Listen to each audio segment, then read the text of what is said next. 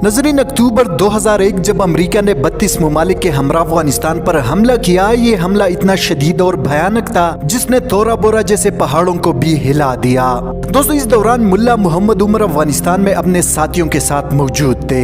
अमरीकी और नेटो अफवाज ने दिन रात मुसलसल अफगानिस्तान पर बमबारी की, जिससे हजारों बेगुनाह अफराद शहीद हुए। नजरीन, तालिबान मुजाहिदीन के पास जदीद हथियार मौजूद नहीं थे जिसके जरिए वो अमरीकी जदीद लड़ाका तैयारों F-16 और B-52 का मुकाबला कर सके।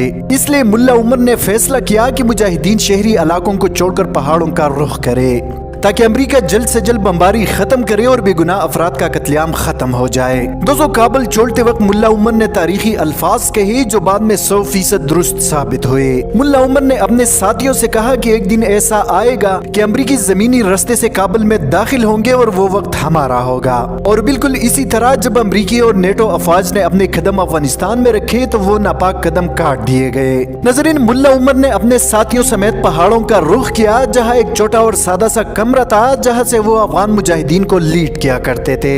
दोस्तों, इसी कमरे में इनके पास जरूरत के चंद चीजों के अलावा कुछ भी नहीं था, जिसमें एक पुराना रेडियो था जिसके जरिए मुल्ला उमर BBC पश्तून की खबरें सुना करते थे। नजरीन, मुल्ला उमर को खत्म करने के लिए अमेरिका ने 2 माह तक मुसलसल अफगानिस्तान की सरजमीन पर आग बरसाई, मगर अमेरिका मुल्ला उमर को खत्म करने में नाकाम हुआ। नजरीन, इसके अलावा अमेरिकी जदीद सैटेलाइट और 32 ममालिक के इंटेलिजेंस अफगानिस्तान का छप्पा छप्पा ढूंढती रही, मगर मुल्ला उमर का कोई सुराग न मिल सका।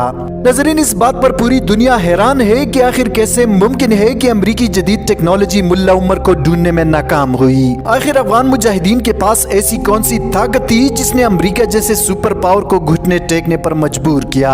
दोस्तों, अगरचे अफगान मुजाहिदीन के पास जदीद हथियार मौजूद नहीं थे, मगर इनके पास बेहतरीन जासूसी का निजाम था। ये मुल्ला उमर के खास बंदे थे जो हर वक्त मौत के लिए तैयार होते थे। ये एक दूसरे के साथ कभी मोबाइल फोन या इंटरनेट के जरिए राब्ता नहीं करते थे, बल्कि हमेशा एक दूसरे को अपडेट रखने के लिए खतूत भेजते थे। नजरीन, ये एक ऐसा तरीका था जिससे इनको ट्रेस करना नामुमकिन था। ये अपने खतूत में ज्यादातर कोड वर्ड्स इस्तेमाल करते थे जिसे आम इंसान या दुश्मन के लिए समझना नामुमकिन था।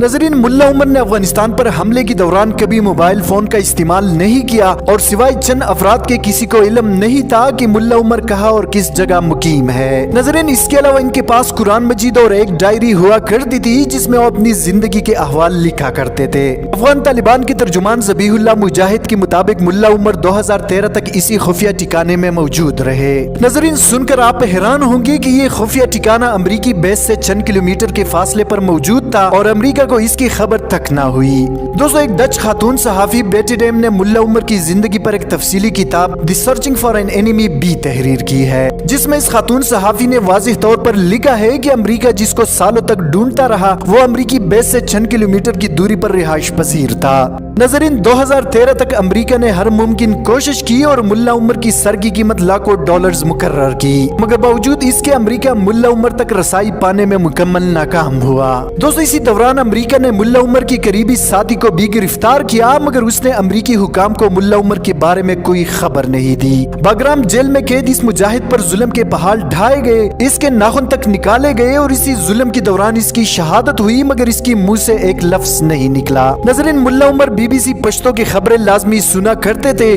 जबकि उसामा बिन लादेन की मौत की खबर भी उन्होंने रेडियो पर सुनी थी। नजरीन, डच सहाबी बेटी डेम अपने किताब में लिखती है कि 9/11 के बाद अमेरिका ने मुल्ला उमर की सर की कीमत $10 मिलियन रखी थी, मगर वो जिस घर में रिहाइश पजीर था उसी घर वालों को भी इस पुरस्रार मेहमान की शनाख्त का इल्म नहीं था।